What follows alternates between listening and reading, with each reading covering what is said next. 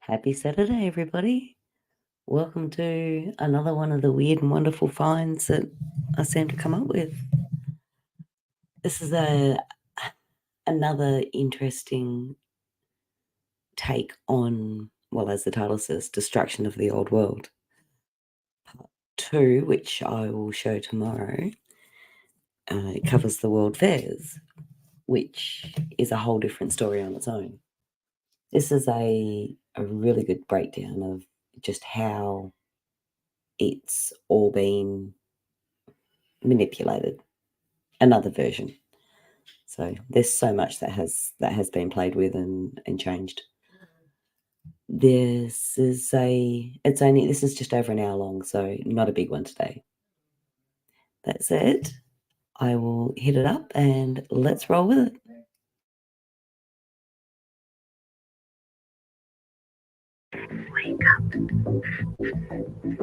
What do we really know about our past? Are we suffering from a collective memory loss?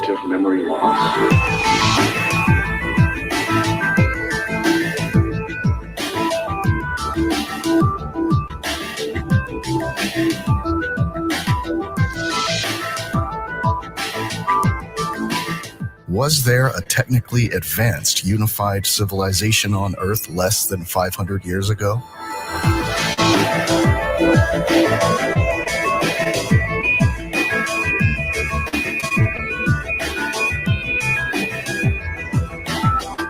What role did the world's fairs play in introducing forgotten technology?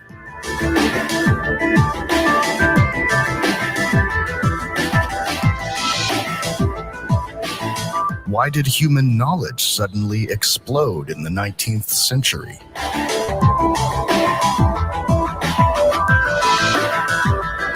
Did someone secretly destroy remnants of old world structures under the pretense of a temporary exposition? Nothing is as it seems. It's time for us to remember again and lift the veil of deception.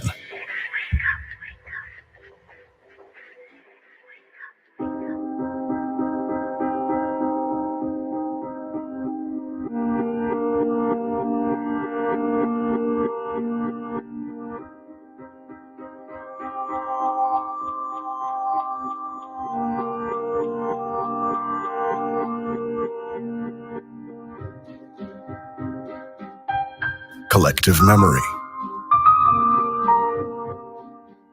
And now the mythless man, eternally hungry, stands among all pasts, digging and burrowing for roots, be it that he had to dig for them even in the remotest antiquities. To what does the tremendous historical need of the unsatisfied modern culture, the gathering around of countless other cultures, the consuming desire for recognition point, if not to the loss of the myth, to the loss of the mythical home, the mythical womb? Without myth, however, every culture loses its healthy creative power. Friedrich Nietzsche, The Birth of Tragedy from the Spirit of Music. The most pressing problem of man today is the loss of meaning. Meaning is rooted in the past. When knowledge of the past fades, so does the meaning of life. Today's man does not know where he comes from, who he is, and where he is going. He has become a pawn in the hands of powers that can direct him at will. Uprooted from his past, there is no foundation. And without a foundation based on reality, there is no way to develop an objective understanding of the world. Only the way back to one's roots gives meaning back to life. Epigenetics, the study of heritable changes in gene expression that are not directly encoded in our DNA, suggests that our life experiences, such as hardships, traumatic experiences, etc., are passed on to subsequent generations. Mythological and religious traditions go even further and speak of a collective memory.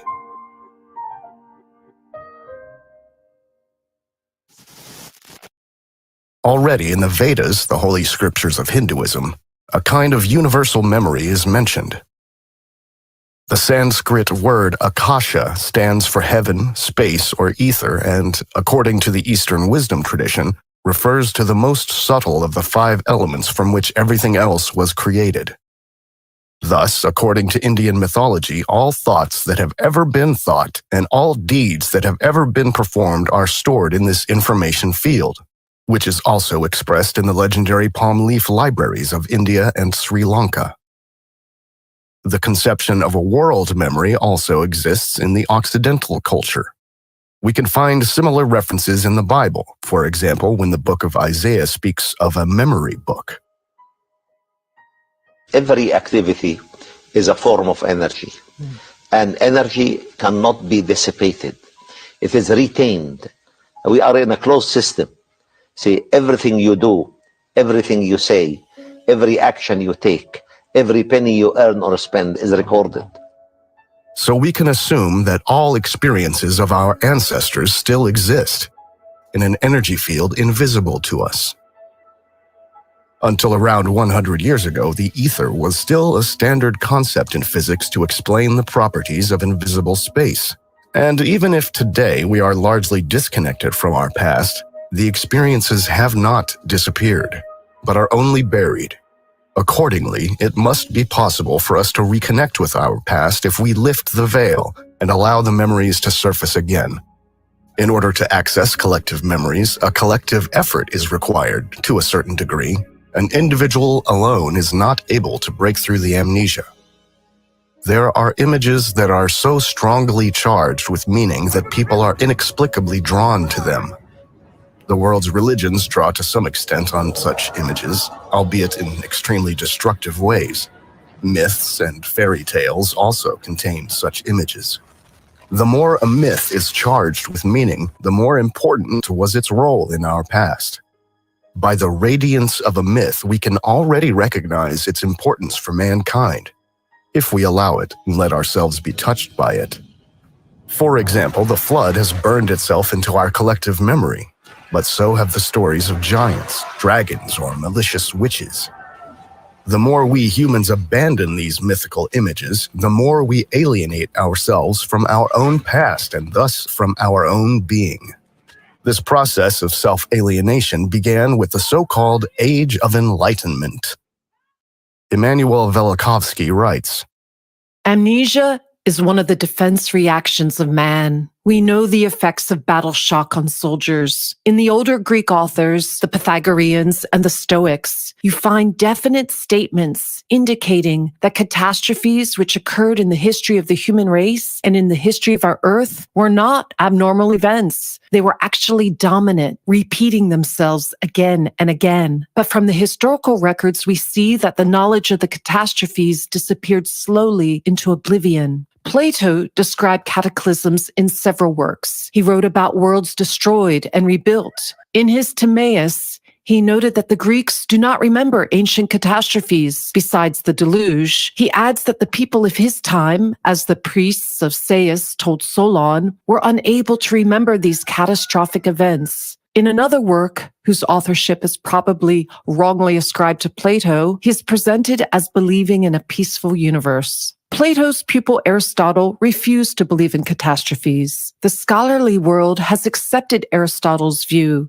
that the planets can never change their motions. He, more than anyone else, is responsible for the continuing belief that we live in a safe world on a planet to which nothing like collisions can happen. Aristotle argued that those who believe in celestial catastrophes should be brought to trial and, if convicted, punished by death. Because of man's aversion to knowing his past, science has been greatly retarded, pretending unreality to be as truth. The Darwinian revolution was also a regression. Disturbing evidence was ignored. It was as if he worked with closed eyes. Darwin proposed that only the fittest survive. His notebooks from the only field trip he ever undertook contain descriptions of cataclysmic disruptions. He wrote that nothing less than the shaking of the entire frame of the earth could result in the mass annihilation of life forms that he observed. Darwin did not accept the implications of the evidence that he saw with his own eyes. The Darwinian revolution was the rebirth of Aristotle, whose ideas had lost ground,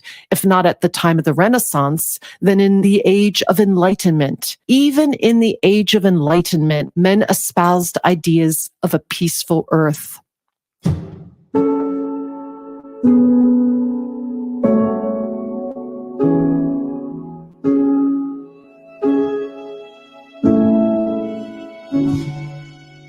In recent centuries, great efforts have been made to make us humans forget where we come from and who we are.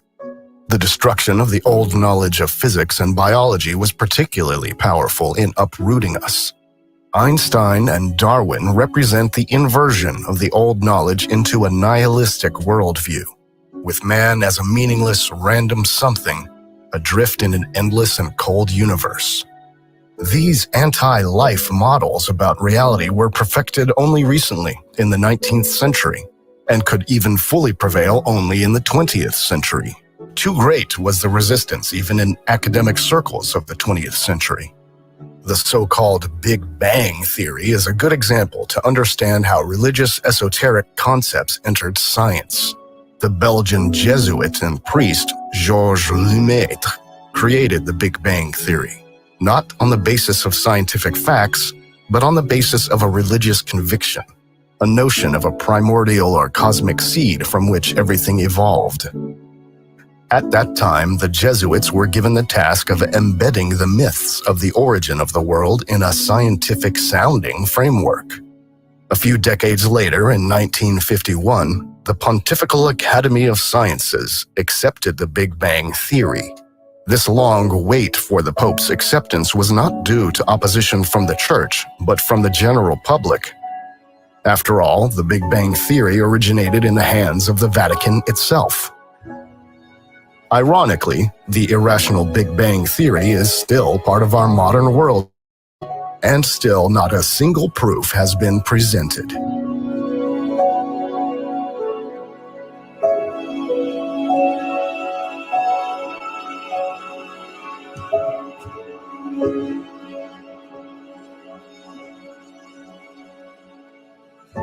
The nihilistic and mechanistic worldview represented by Rousseau and other so-called masterminds of the Enlightenment could only flourish on the breeding ground of industrialization. After all, industrialization turned man into a mechanical being who was reduced to material aspects. Industrialization must be seen as a turning point, and as the most notable event that is still comprehensible and visible to us today as a result of a reset in the 18th or early 19th century.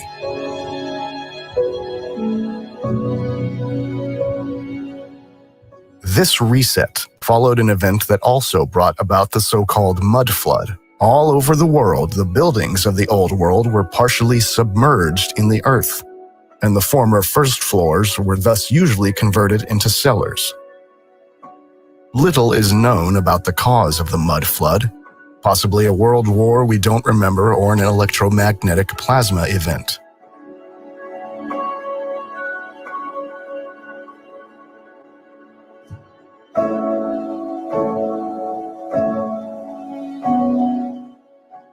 Velikovsky again on this. C.G. Jung became rather convinced that the unconscious mind, whether by telepathy or in some other way, is a common possession of the entire human race. But it is not only constituted of the experiences of this generation, we who interact in this world today. It includes the cumulative experiences of all generations past. This is more than just telepathy, but something which is brought down from generation to generation. The fact is that catastrophic events have taken place, not just in a cave here or in a cave there, but events of indescribable violence, such that no human being who succeeded to survive could be free from the traumatic effects. Traumatic effects, as I say, indescribable. Imagine, suddenly, time is no more time.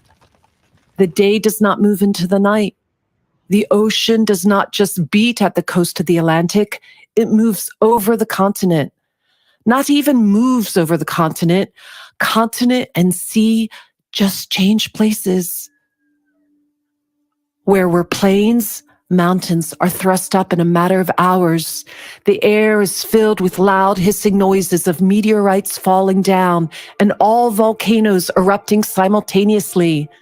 Not just the volcanoes that existed, but thousands of new volcanoes coming up and blazing, and rivers losing their beds, and earthquakes removing cities from their foundations. The human history that starts with the invention of writing is hardly 5,000 years old. Any one of you who reached already the age of 25 lived a full 0.5% of the recorded history. Before I finish, I will read you a letter from one of my readers. I feel that the ancients in myth, epic, and sacred works have been trying to tell us something about a problem that bothered them a great deal. It appears fairly clear that our ancestors were trying to communicate a deep fear, a terrible anxiety. They were talking about a problem that was so terrible that the most drastic measures to group discipline and/or self-repression were justified. It was a powerful fear. It is sometimes suggested that the Bible can directly be applied to modern life, and that all the ancients were really writing about were the problems of survival while avoiding neurosis, worries, unhappiness, and so on. To me, that approach is very unconvincing. The God those people were writing about was terrifying. In the Old Testament, he is the God of wrath. And in the New Testament, as Albert Schweitzer, among others, has pointed out, he is about to end the world in Jesus' lifetime or shortly thereafter. He was dangerous and violent. Rock, fire, flood, hurricane, and similar weapons he used on those he judged ill of. That's what the ancients wrote, and I see no point in trying to water it down. That's what they meant. They were really scared. Emanuel Velikovsky. Morphic resonance is a connection across time from the past to the present. And it's a process that occurs between organized patterns of activity on the basis of similarity. What it means, in effect, is that each species has a kind of collective memory. According to biologist Rupert Sheldrake, collective memory is inherent to nature. Living systems have a collective memory of all past experiences of the entire species. This memory exists in an invisible but real energy field. Our collective memories are still there, but since the dawn of modernity, they mainly break through in supposedly fictional stories, e.g. in Tolkien's Lord of the Rings universe. Tolkien wrote down his story, rooted in Germanic mythology, during the First World War, at exactly the time that can be recognized as the final destruction of the old magical world. World War I marked the beginning of the civilizational descent into soulless modernity. Perhaps Tolkien had to write down his vision of Middle-earth because the human psyche cannot survive without a connection to reality, even if this connection is maintained via supposedly fictional stories. It is interesting to note in this context that fantasy stories are also an invention of the industrial age. It was only around 1850 that fictional novels became suitable for mass consumption? Could it be that people were not interested in immersing themselves in dissociative worlds as long as life itself was full of meaning and conveyed a higher purpose?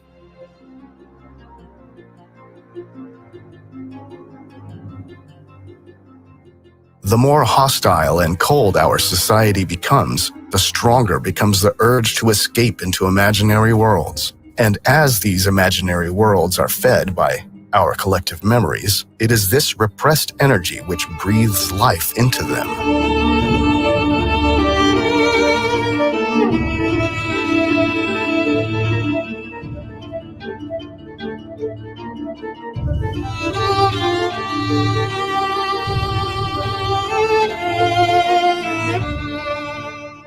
With the destruction of religions by so-called science founded by secret societies, people were deprived of one of the last connections to the past. But the truth wants to come to light again, and it will eventually resurface. Enormous efforts are being made to keep humanity asleep, because our potential and true power is almost limitless.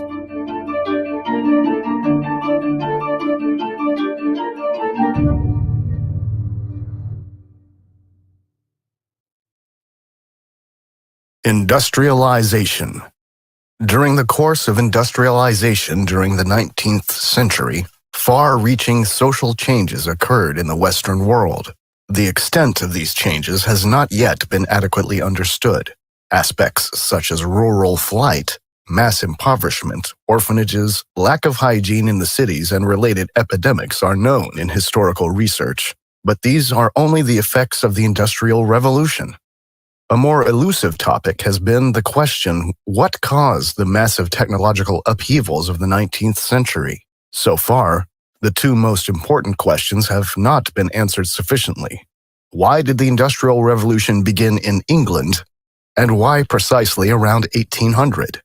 If you break it down to its essence, the Industrial Revolution consisted of groundbreaking technological inventions that permanently changed social life and enabled increasing automation of production.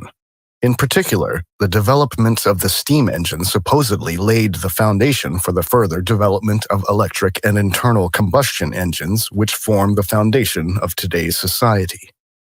The Industrial Revolution presents us with a conundrum. In terms of the official narrative, humanity bumbled along at a low state of development for thousands of years, only to suddenly undergo a massive leap in development within a few decades without any apparent external cause. To make matters even more absurd, since the end of the Industrial Age, mankind has again found itself in a period of technological stagnation. The supposed inventive spirit of Central Europe and Germany in particular, which historians say made industrialization possible, seems to have vanished. The role of the United Kingdom is central to understanding what was really behind the so-called Industrial Revolution. In historical research, it is commonly believed that the Industrial Revolution began as early as the mid-18th century, around 1760. In fact, however, little evidence can be found to support this claim. According to various historians, Cameron, Adams, McCloskey, there is no evidence of industrialization in contemporary literature as late as 1830. We must assume that the ruling forces backdated the course of the Industrial Revolution in order to somewhat diffuse its explosive character. In fact, the new technological knowledge was unleashed on humanity within a few decades by a small elite operating primarily from Rome, Vatican, Venice, London, and Washington. The true Industrial Revolution comes closest to what is commonly referred to in research as the Second Industrial Revolution, the phase of rapid industrialization beginning in 1860. What is being sold to us as inventions was, in all likelihood, a controlled release of technologies that were widely available and powered by free energy before the reset. Free in the sense that everyone had direct access to the energy source. Only this time, the difference was that the technology was tied to scarce and hard-to-get resources. allowing the ruling powers to gain a monopoly on the production of goods. Since the Industrial Revolution, the worldwide generation and production of wealth has been controlled by a small group. Along with the control of the fiat money system through central banks, the scarcity of energy has been the most important element in controlling the masses. This process is reflected, for example, in the conflict between Tesla and Edison, or Tesla and Einstein. Tesla defended the holistic model of the world, thinking in terms of energy, frequencies, and vibration, and did not want energy production to end up in the hands of a few. When the industrialists, first of all J.P. Morgan, who at that time were responsible for building the energy monopolies, realized that Tesla's work was not suitable for the oppression of humanity, he was marginalized into oblivion. If, in reality, the Industrial Revolution did not take place until well after 1830, we are talking about a period of 50 years, roughly 1850 to 1900, during which the old knowledge was reintroduced in modified form. Not coincidentally, the first major World's Fair was held in London in 1851.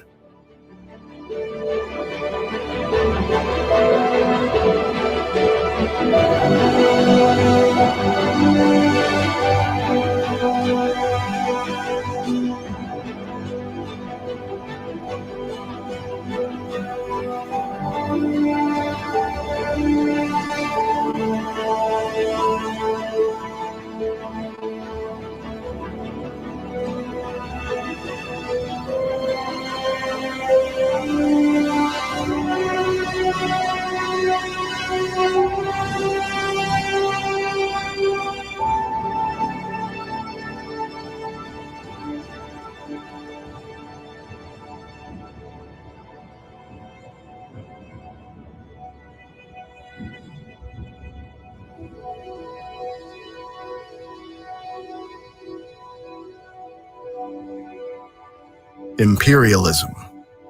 Why did the Industrial Revolution begin in England? Historians are in the dark, but the single deciding factor that set the British Empire apart from all other countries at the time was colonialism and imperialism. The British Crown controlled a large part of the so-called New World, and the Crown, of course, stole not only labor and goods, as historians like to portray, but the remaining knowledge from before the reset as well. And knowledge includes technologies. Officially, much of India's knowledge is said to have been wiped out by a genocide of Indian scholars and a series of invasions over the course of the last 1,200 years, but evidence suggests that it was British colonialism that significantly mutilated India's culture. For example, one of the main activities of the Asiatic Society of Bengal, officially founded in 1704 and under the patronage of Warren Hastings, was to systematically collect and preserve ancient manuscripts of India, as well as inscriptions in stone and metal, icons, or ancient coins. And Friedrich Max Müller, one of the founders of the Western academic field of Indian studies, was paid by the East India Trading Company to translate the Vedas, to distort them permanently, and to create arbitrary dates. Thus, on December 9, 1867, he wrote to his wife, I feel convinced, though I shall not live to see it, that this edition of mine and the translation of the Veda will hereafter tell to a great extent on the fate of India and on the growth of millions of souls in that country. It is the root of their religion, and to show them what that root is, I feel sure the only way of uprooting all that has sprung from it during the last 3,000 years. Friedrich Max Müller. in a book titled The Truth About Us, The Politics of Information and Society from Manu to Modi, Sanjoy Chakravorty shows that even the current understanding of the caste system was developed only during British colonial rule, at a time when the colonial powers' power over information was absolute. Anthropologist Susan Bailey noted that, well into the colonial period, much of the subcontinent was populated by people for whom the formal distinctions of caste were of limited importance, even in parts of the so-called Hindu heartland. The institutions and beliefs that are often described today as elements of the traditional caste system did not emerge until the early 18th century. Susan Bailey. Even the pre-colonial written records in royal court documents and travelogues studied by professional historians and philologists such as Nicholas Dirks, G.S. Gurry, Richard Eaton, David Schulman, and Cynthia Talbot make little or no mention of the caste system. But back to the United Kingdom, for India has been called the jewel in the crown for good reason. Michelle Gibson writes, European colonialism intentionally created divides over almost the entire landmass of the earth, creating new countries from lands that were taken, as well as divisions and discords between people that originally existed in harmony worldwide. It also diagrams the means by which power and control were consolidated worldwide, mostly starting out as trading companies that ended up being very powerful in their respective regions. And after gaining complete control, transferring power and control of the regions to their respective European empires. India was called the jewel in the crown of the British Empire, and its largest and most important overseas possession. Much of the British Empire was built around India, in order to provide routes to or protection for India. India was prosperous and rich in spices, silk, indigo, gold, cotton, and other products and resources. Trade with and eventual political dominance of large parts of India was what provided Britain with large parts of its wealth in the 1700s through 1900s. We can imagine that before the reset, the European countries had embassies in India and there was a lively cultural exchange of values and goods, which collapsed only in the wake of the cataclysmic events. A new European elite took advantage of the power vacuum created by the collapse of the advanced civilizations and transformed the formerly existing trade structures into all-consuming power apparatuses.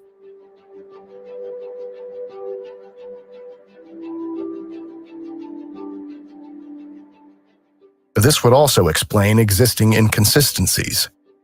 For historical research has never been able to explain satisfactorily why the colonial powers only began to expand their rule over the colonies with brute force and blind missionary zeal a few hundred years after colonization.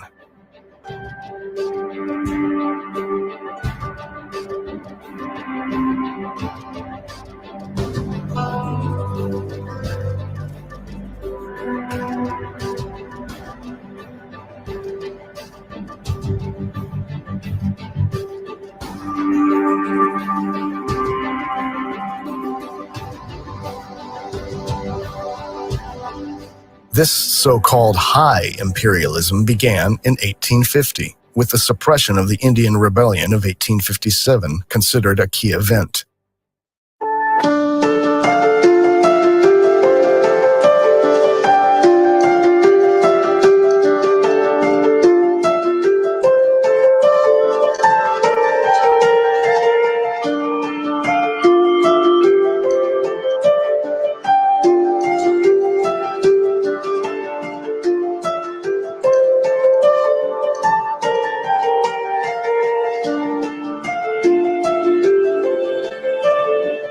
In 1885, the Congo Conference, held in Berlin at Bismarck's invitation, settled the effective division of Africa among the colonial powers. At the Congo Conference, the concept of state formation was applied to Africa and imposed on the continent. But thinking in terms of state boundaries and national identities was still fairly new in Europe as well. In 1884, the Washington Agreement enforced the worldwide time system according to Greenwich Mean Time, which had been introduced in the British Empire in 1847.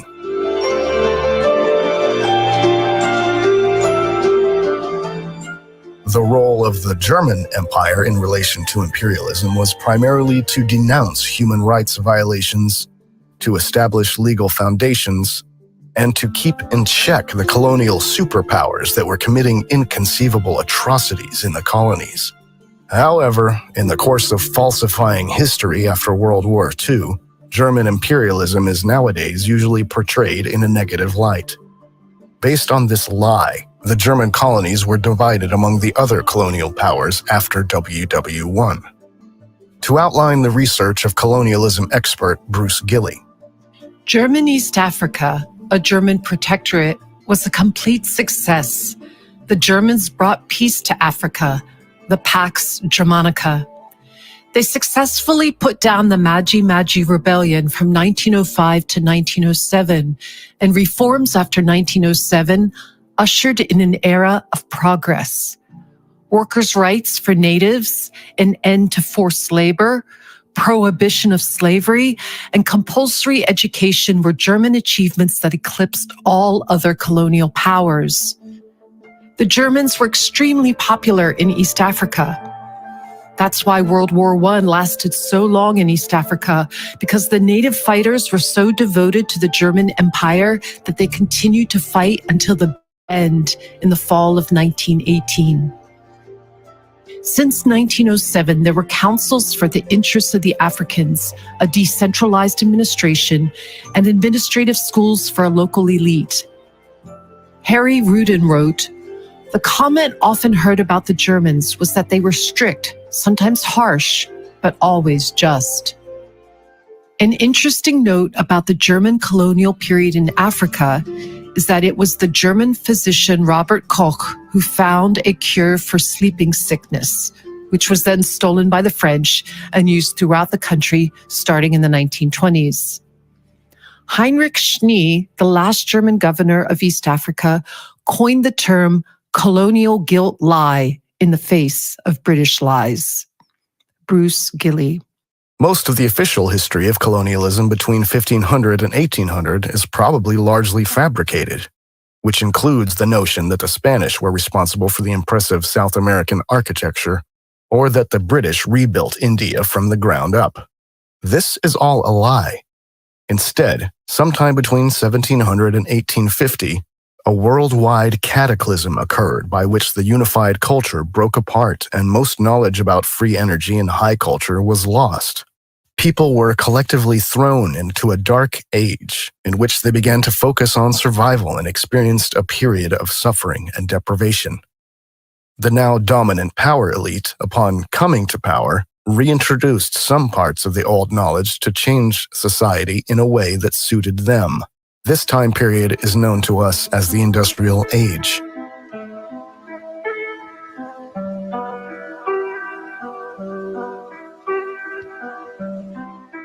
This power elite has its roots in the Roman Empire.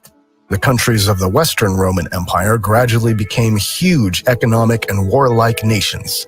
Italy, Venice, Portugal, Spain, France, Britain, the Netherlands. The first financial center was established in Venice, which was later moved to Switzerland.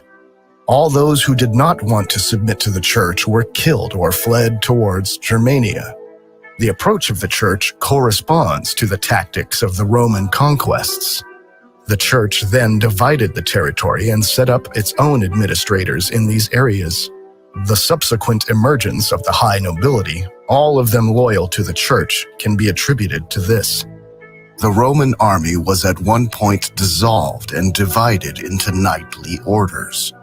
Germany, as a stronghold of Protestantism, was able to resist these ecclesiastical forces a little longer, but was also taken over at some point, as was the Muscovite Tartary, the former empire of the Scythians, which was taken over by Russia. Since then, the European powers have all been controlled from behind the scenes by the cabal, and they managed to make it look like Britain, Germany, France, Portugal, Spain, and Russia were competing with each other. But they were actually working together. The Hohenzollern and Orange-Nassau noble families simultaneously controlled Britain, the Netherlands, the German Empire, as well as the Russian Tsarist Empire. The Habsburgs, funded by the Fuggers, controlled Central Europe, the Vatican, and parts of Western Europe. So the Russian Tsarist Empire was already in the hands of the cabal, moving from Prussia to Russia, and Russian history was written in the 18th century by Western European academics, who also occupied the most important positions in the newly founded Russian Academy of Sciences. The Russian Empire was then deployed to destroy the Great Tartar Empire. The heart of the darkness lay in Western Europe. It was a race against time, for most of the world was just recovering from the reset, and all the Europeans had to do was get a few of their people on ships, get them quickly to the ruined kingdoms, kill or expel or manipulate the rulers, and proclaim a new political system.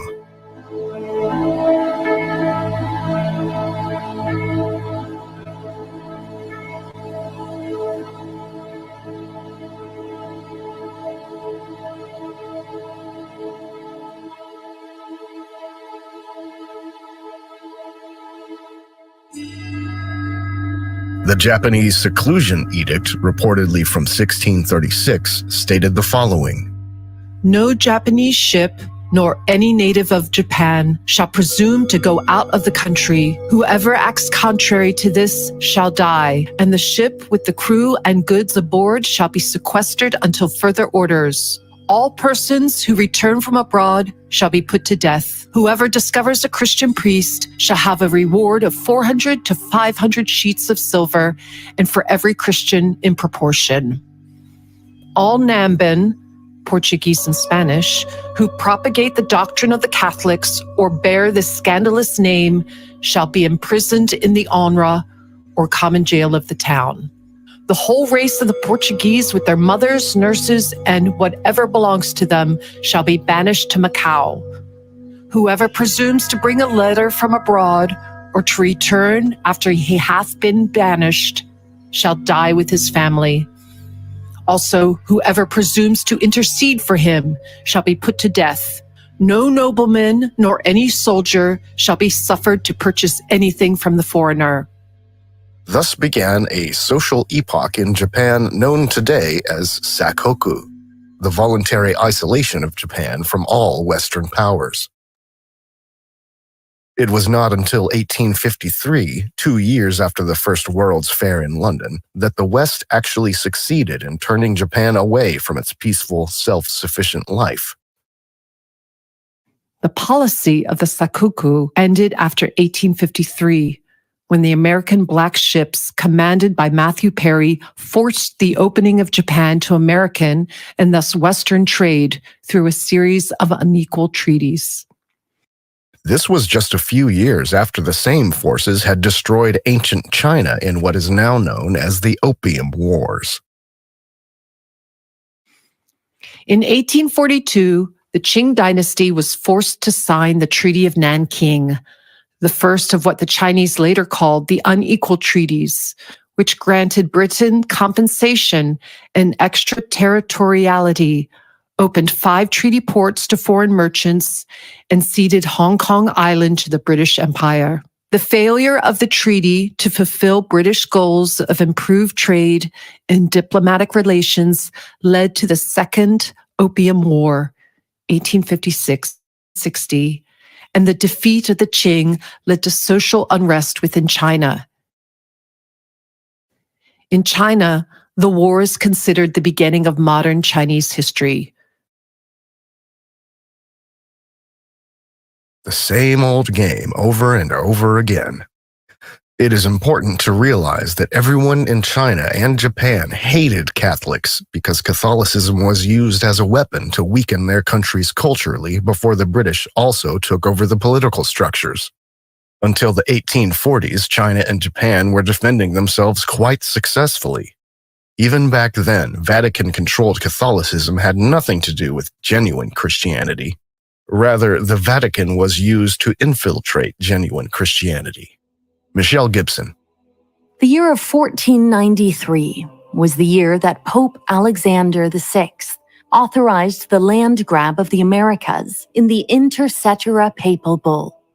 This papal bull became a major document in the development of subsequent legal doctrines regarding claims of empire in the New World, and assigned to Castile and Spain the exclusive right to acquire territory.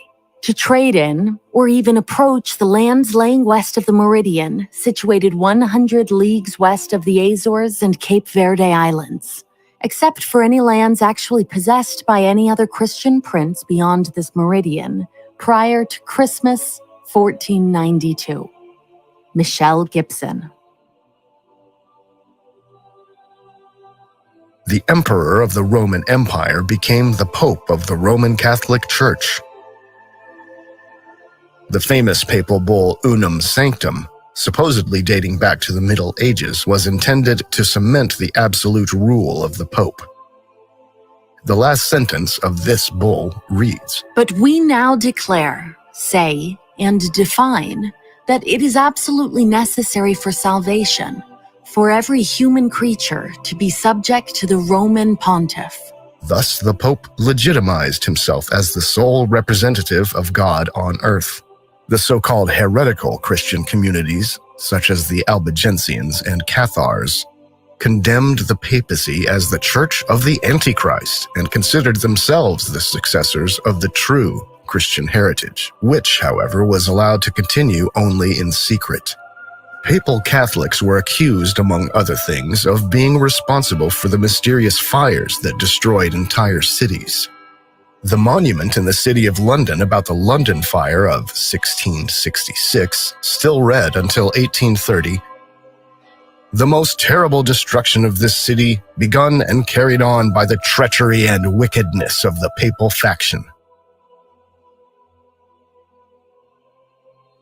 Western historians confused Jesuit Catholicism with Christianity and accused Japan and China of blindly hating all Christians, while omitting all facts proving the obvious interference of the Jesuits and the Catholic Church in foreign affairs. Thus, regarding the reshaping of the Chinese chronology, we read the following from Uwe Topper in The Great Forgery Event. Perhaps the most lasting effect of Jesuit work, however, lay in the reshaping of Chinese chronology and its alignment with Western data. The creation of a chronological system was quite new for the Chinese. It was done according to the Latin model, and on the whole, in the spirit of the Catholic Church. The whole process took a century and a half and was finally terminated by the Chinese from 1735 by force. As a result of the immense work, the first complete work of Chinese history appeared in 1778, something that had never been done before in China. There were not only the dynasties, the order of emperors, and their dates of reign, but also the transfer of these dates to the European timescale. Although the errors in it are always criticized, the work has not become obsolete to this day, but has remained in principle the guide for our sinologists, even if they should no longer be aware of it. Uwe Topper. With this rewriting of the chronology, the Jesuits laid the groundwork for the British takeover of China in 1842. Not only Christianity, but also Islam and Judaism were sooner or later used to control the masses. Because of the nature of the rewrite, we do not even know if the general timeline of events prior to these wars in the name of imperialism is true. The timeline for many events around the world was artificially extended to give more credence to the idea of a centuries-long process of colonization, and to distract from the fact that until the reset, there was a unified civilization of multiple independent cultures that traded peacefully with each other. The supposedly new technological knowledge was introduced worldwide in the course of the 19th century, first and foremost in Western Europe and the Americas.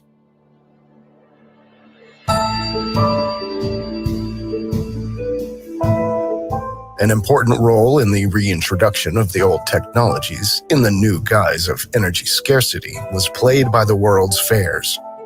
From 1851 onwards, countless world exhibitions were held. Today, this tradition still exists in the form of the expos, but in principle, they no longer play a role, since there have been no real technological breakthroughs since the two world wars, with the exception of information technology. which is being deliberately developed to bring the dystopian vision of transhumanism to the world.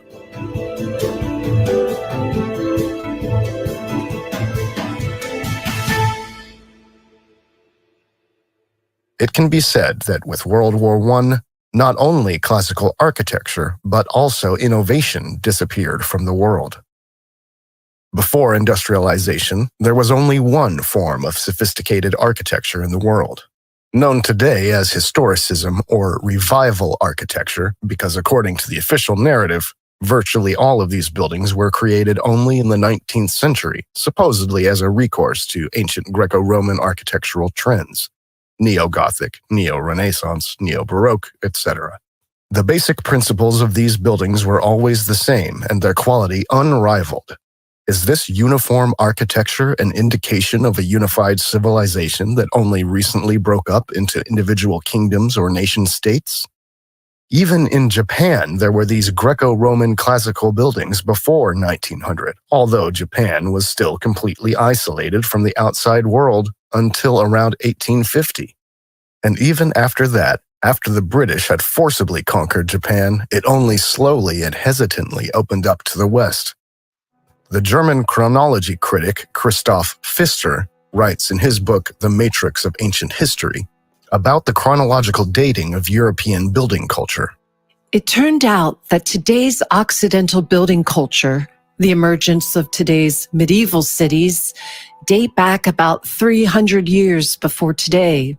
Before that, according to today's linguistic usage at the beginning of the 18th century, there was still a culture in Europe that can be called Roman, or rather late Roman. In a political sense, too, there seems to have been a late Roman Empire. In this, however, the political center of power shifted from Gaul to Germania. The collapse of the late Roman Empire was a fact. However, it cannot be said what the causes were. Natural disasters, epidemics, political, economic, and cultural factors are mentioned as triggers. The breakup of the old Roman power created the basis for a new, modern culture. This was, in a sense, rebuilt on the basis of a tabula rasa. There was a turning point of culture with apparently only few connecting points to the former civilization. The cultural dynamic of Europe was expansive towards the outside. Towards the West, the discovery and colonization of the two Americas and then of Africa and Asia took place. The successful colonization of the New World and East Asia saved Europe and gave it a privileged position as a world colonial power from about the middle of the 18th century. The New Europe, which emerged in the first decades of the 18th century, first invented the written language that has been preserved today, and thus the written culture. Art and architecture, too, were largely created only after the great political and cultural break. Christoph Pfister. In other words, the colonization of the world did not take place until 1700 at the earliest, but was backdated by the falsifiers of history on behalf of the imperial powers. Imperialism developed as a reaction to an event, possibly a war or a natural disaster, which wiped out the old, so-called ancient world and left a power vacuum. Western Europe managed to emerge from this vacuum as a winner. Imperialism was kind of a worldwide raid by the Western European powers to grab the countries of the world that had been devastated by the catastrophe. The conflicts between the individual colonial powers, Spain, Portugal, England, Germany, etc., that have been handed down historically are part of the game of hide and seek played by the European power elite organized in secret societies and shadow organizations.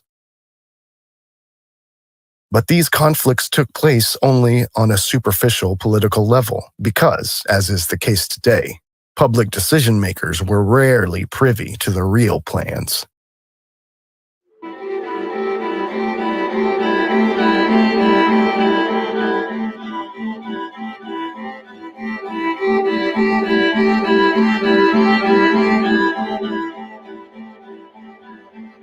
Let us now look at the story of two buildings. Penn Station in New York, built between 1904 and 1910, demolished in 1963 because the building was dirty and the maintenance costs could allegedly no longer be met.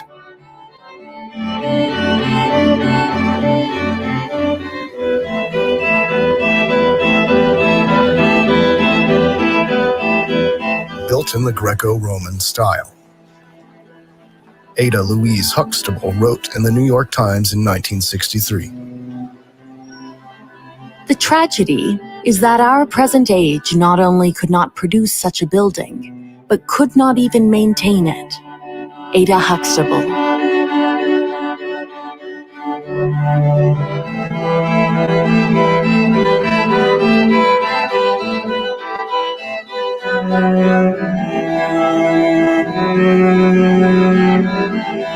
Erie County Savings Building, built in 1893 in the neo-Romanesque style.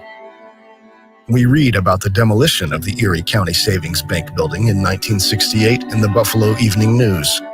Every evening for more than 3 months, a battle was fought in Shelton Square between her and 2 cavernous cranes. The latter attacked with 2 primitive means of offense, a pair of jaws and a rock, or in modern wreckers' parlance, a clam bucket and a busting ball. The former weighed in at 3 tons, the latter at 3.5. The fight was one of the toughest in veteran wreckers' memory. For a wrecker to admit resistance is like a weightlifter confessing his muscles are getting flabby. It began at 4:30 in the afternoon and continued through 7:30 the next morning, 5 days a week. A crowd of variable size would gather to see the kill. It was the show of the town. Whole families arrived in station wagons from the suburbs. The original plans of the building were made available when the crane operations of the 25-man demolition crew began to munch at the building. However, it was evident that plans and reality did not agree. The roof with its turrets and gargoyles and finials was the toughest. A finial, lifted intact like a birthday candle to the ground, measured 3.5 feet high and weighed an estimated 600 pounds. Not to mention the cones on the towers, which looked like cake frosting aloft, but on the ground measured 20 feet high and 15 feet across. Cast iron and steel. As the wrecking progressed, scores of 200-pound red granite carved images, 5 feet thick, set in the walls around the crest of the building, came tumbling down, their carnival faces of joy and sorrow biting the dust. The very stones of the building were resistant. The walls, which tapered from 9 feet at the base up to 3 feet, were composed of foot-thick red granite stones, weighing up to 3 tons each. Interlocked, they had to be lifted out like lumps of sugar, piece by piece. They did not sound like sugar when they dropped. If we look at the bigger picture, the 2 world wars appear in a new light. The colonization of the world took place later than we are told, only in the 1700s. By the early 1900s, most of the world was under the control of the European elite-controlled colonial powers, primarily England, France, the Netherlands, Spain, Belgium, Portugal, Russia, Italy.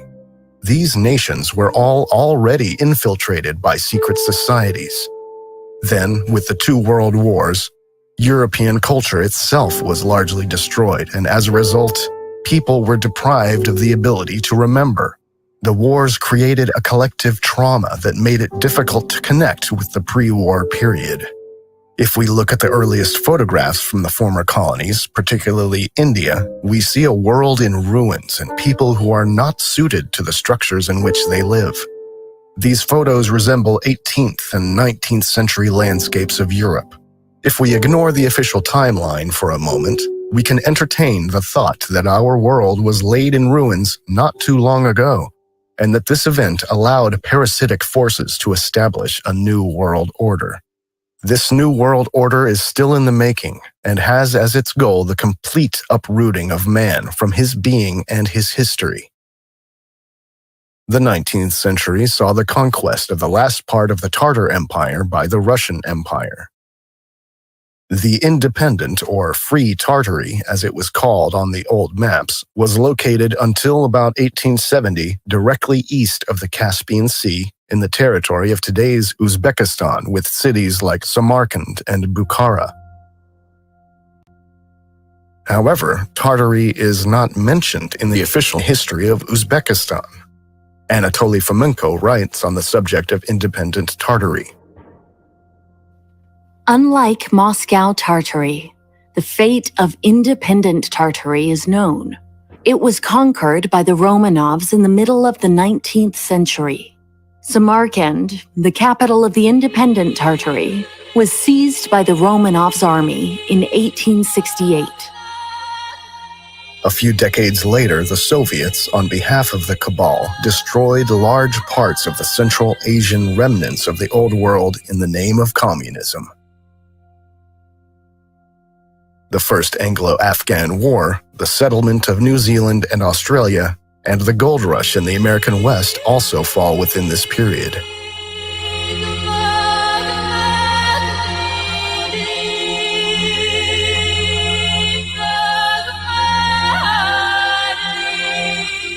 Consequences of industrialization. In 1839, John D. Rockefeller Sr. was born in the United States. He later founded the Standard Oil Company in 1870. The World's Fairs coincided with the power struggle for authority in physics and the monopolization of energy production, with the sinking of the Titanic and the founding of the Federal Reserve Bank. At that time, the cabal got rid of those industrialists who opposed the plan of establishing a new world order. The three most prominent opponents of the establishment of the Federal Reserve Bank, Benjamin Guggenheim, Isidor Straus, and John Jacob Astor, all died with the sinking of the Titanic. The Titanic belonged to J.P. Morgan, one of the string pullers behind the creation of the Fed, who spontaneously decided against being present at the maiden voyage. In 1910, the first plans for the foundation of the Fed took place on Jekyll Island. In April 1912, the Titanic sank. In reality, her sister ship, the Olympic, sank. And a year later, in 1913, the Fed was founded with the passing of the Federal Reserve Act, thus laying the foundation for the arbitrary control of the world economy by the secret elite, which had already infiltrated most nations at that time. Woodrow Wilson signed the act, allowing the Fed to issue Federal Reserve notes, US dollars. A few months later, the First World War began the civilizational decline in Central Europe. Nations were set against each other. In 1866, Otto von Bismarck led Prussia into the German War of Brothers against Austria. After the end of this fratricidal war, he did not include Austria in the newly formed North German Confederation and annexed Alsace-Lorraine. He thus created, possibly without being aware of it, the structural conditions for the First and Second World Wars. However, the assassination attempt on Bismarck and his dismissal by Wilhelm II indicate that he was a thorn in the side of the secret societies. His anti-Catholic policy of the Kulturkampf may also have contributed to this. The war against the Germans started with Rome's propaganda against the supposedly primitive Germania and continued with the Reformation Wars. Bismarck tried to reduce the influence of the Vatican and secret societies. The final nail in the coffin of Germany were the two world wars, followed by controlled migration and population replacement. In the course of the 30 Years' War, Germany's spiritual backbone was broken. As Heinrich Heine said, "Bondage is in the German himself, in his soul. Worse than material slavery is spiritualized slavery. Germans must be liberated from within. Nothing helps from without."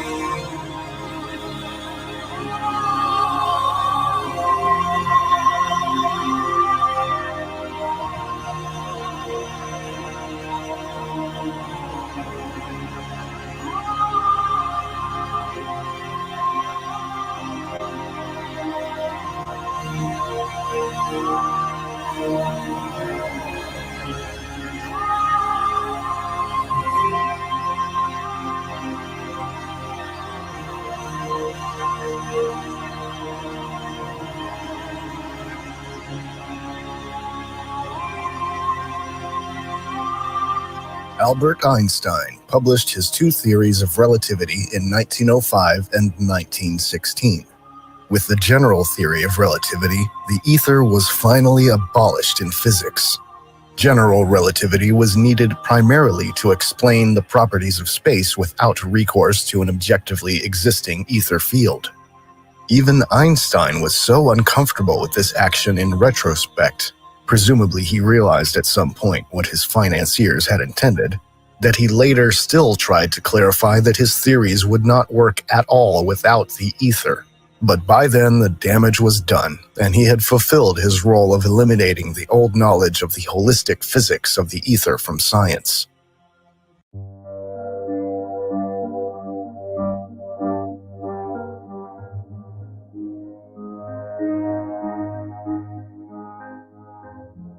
Holistic scientists, like Nikola Tesla, had no place in the New World and were starved out, but only after their skills were used.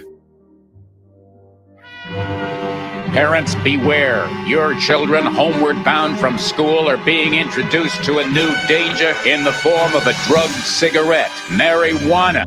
It is convinced that he is hopelessly and incurably insane, a condition caused by the drug marijuana to which he was addicted. The monopolization of production also included the demonization of hemp. Andrew Mellon, Randolph Hearst, and the DuPont family were instrumental in pushing through the Marijuana Tax Act of 1937, which raised taxes on hemp in the U.S. to bleed the hemp industry dry and support the oil industry. Banker Andrew Mellon appointed Harry Anslinger as chairman of the newly formed Federal Bureau of Narcotics. Basically, the goal was to create the conditions to make humanity dependent on the system in the long run, and to eradicate any possibility of self-determination and freedom. The 19th century was also the time of the establishment of mass indoctrination institutions, called schools, where state-imposed propaganda was taught to educate young people to become willing recipients of orders. The expansion of compulsory education and the Gleichschaltung of teachers then picked up speed again in the 20th century with the rise of fascism and communism. If the Vatican had not already achieved sufficient success through the consistent persecution of witches and the Inquisition, as well as the burning of books and the destruction of culture, then its mission was crowned with success with the widespread introduction of religious propaganda, which no child could escape. Thus, Karl-Heinz Deschner wrote in his book, God and the Fascists, the Vatican Alliance with Mussolini, Franco, Hitler, and Pavlovich, that under Mussolini, the books of the Italian elementary schools consisted of 1/3 catechism pieces and prayers, and 2/3 of glorifications of fascism and war. The whole thing was crowned only by renewed bans on anti-clerical criticism and media coverage. Thus, one of the basic principles of the old world, each community, family, lives autonomously and is responsible for its own children, was invalidated. The consequent tearing apart of these communities and the early centralized indoctrination were of central importance. Then, with the Flexner Report of 1910, the robber barons Rockefeller and Carnegie destroyed holistic medicine in the U.S. and laid the groundwork for building the anti-life medical cartel under which we live today. Electrotherapy, phytotherapy, and osteopathy, for example, were banned from the official canon, and the curriculum was standardized so that pharma-controlled conventional medicine could establish itself as the only recognized form of medicine. Most independent schools were forced to close as a result of the Flexner Report. The Flexner Report was inspired by the destruction of alternative healing methods in Germany, where the policies of the Flexner Report had already been implemented in 1880. Throughout his life, Flexner was an ardent advocate of the German pedagogical style of medical education. He firmly believed that medicine was a scientific discipline that could best be realized in America, using the German model as a prototype. It was a system in which medical scientists were trained in university hospitals. Science as the animating force in the physician's life was the overarching theme, the zeitgeist, in Flexner's conception of the ideal physician. Thomas P. Duffy, The Flexner Report, 100 years later. Every area of modern science is now dominated by an ideological doctrinaire establishment in which positions are awarded to each other, and it is ensured that real insights are suppressed.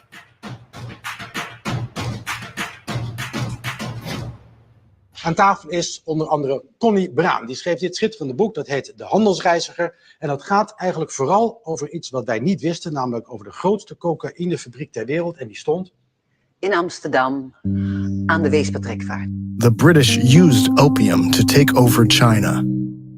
In Europe, the Royal Dutch Cocaine Factory was responsible for anesthetizing the population, and during World War I supplied all countries involved in the war with cocaine made from coca leaves imported from Peru. The origin of this factory was the Dutch East India Company. Next to the British East India Company, one of the most powerful trade and power structures of the colonial era.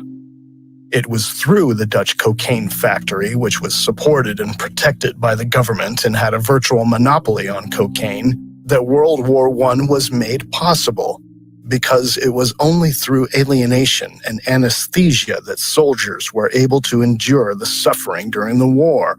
The Netherlands emerged from the First World War as one of the richest countries in the world thanks to the sale of cocaine. Innumerable traumatized soldiers remained addicted to cocaine after the war, and some even raided pharmacies to obtain it.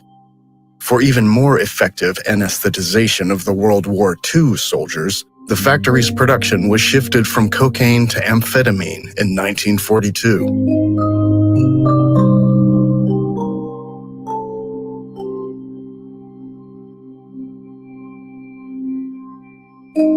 Michelle Gibson assumes that all the railroad tracks were just dug up, and that all of the infrastructure, locomotives, cars, stations, was already in place as well.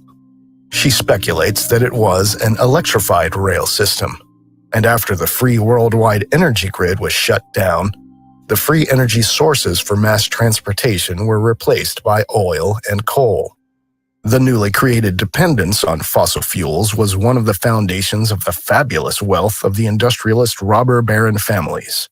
About the tramway network in Manaus, Brazil, she writes, The historical narrative we are given says that rubber made Manaus the wealthiest city in South America in the late 1800s, and wealthy European families are said to have settled in Manaus, bringing their European art, architecture, and culture with them. It was a city at that time with electric trams and streetlights. Electric trams and streetlights? In the middle of the Amazon rainforest? No road connection to Manaus existed until 1973, with the completion of the BR-319, connecting Manaus to Porto Velho, Brazil. It is 540 miles long, or 870 kilometers, going through the rainforest, and is impassable when it rains. It is known as Brazil's worst highway. There is no such tram system operating in Manaus today. The history we've been taught does not provide an adequate explanation for what was really going on here. This is a photo of undeveloped Amazon rainforest near Manaus.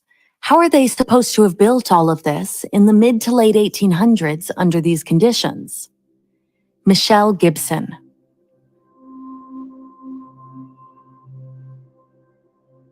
Isn't it a bit strange that directly after the sinking of the Titanic and the crash of the Hindenburg, the way of transportation was standardized worldwide so that almost exclusively petroleum is used? And this has not changed in the last 100 years. Why was the public never shown a single photo showing the beginning of the Hindenburg's fire, although 22 professional photographers were present at the event? Why was the static spark theory chosen as the cause of the Hindenburg's sinking, even though there was no evidence to support this theory? Why did all nations stop building airships after the Hindenburg burned?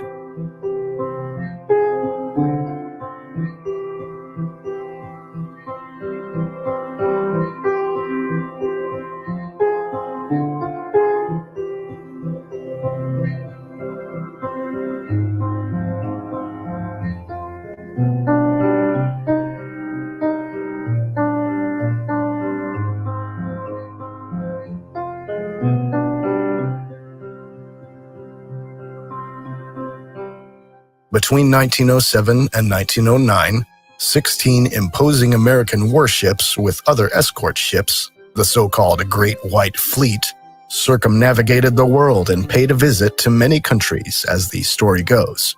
Officially, the purpose was to demonstrate America's power to the world and to promote cooperation. But perhaps it was simply an inspection of the newly staked possessions around the world and an inventory of which kingdoms had not yet surrendered to the new order. The foundation of the world we live in today was laid at that time during the world's exhibitions. The technological knowledge of the old world was selected. One part of the knowledge was kept secret, the other part was presented to the public. One of the most important criteria in this decision-making process may have been whether a technology could be controlled by a central authority.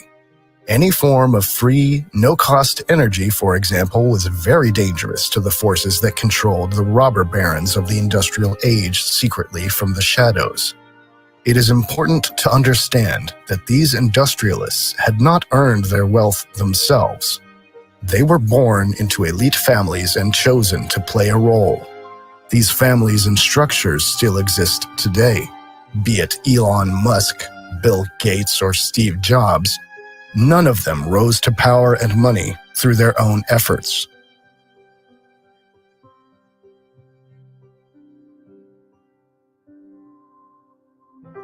But to end with Tolkien, nothing is lost.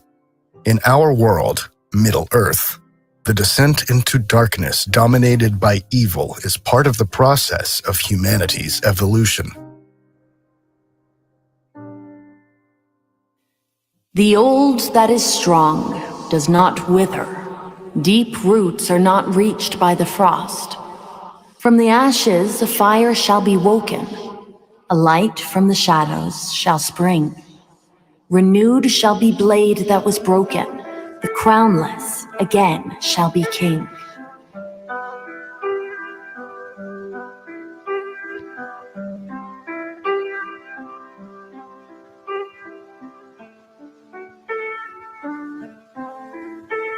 I came into this world in the rough and ready year of 1923. It was a barbarous time. It was a bleak time, and it was an uncivilized time. My memories stretch back almost 100 years, and if I close my eyes, I can smell the poverty that oozes from the dusky tenement streets of my boyhood. I can taste on my lips the bread and drippings that I was served for my tea. I can remember extreme hunger and my parents' undying love for me.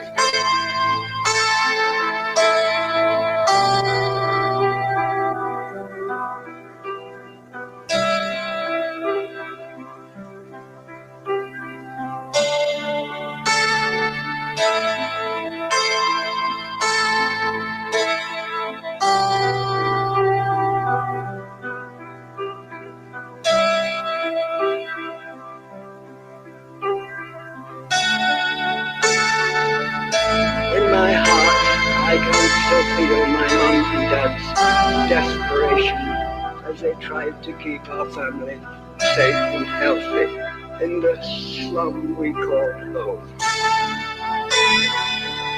Poor mom and dad, no matter how hard they tried to protect me and my sisters, the cards were stacked against them.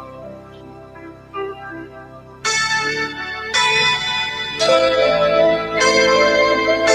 one in our community was safe from poor health, sickness and disease. In our home, TB came from my eldest sister, Maria. She wasted away before our eyes until my mother could no longer handle her care, and she was dispatched to the workhouse infirmary, where she died at the age of 10, 87 years old.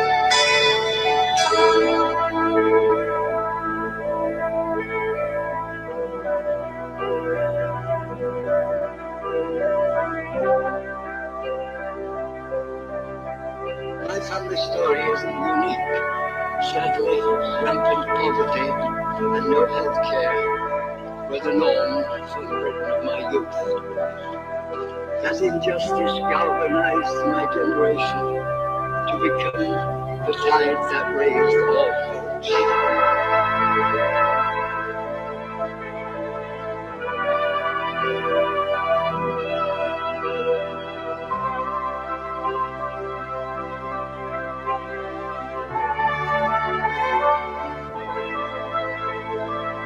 I'm not a politician, a member of the elite, or a financial guru, but my life is your history, and we should keep it that way.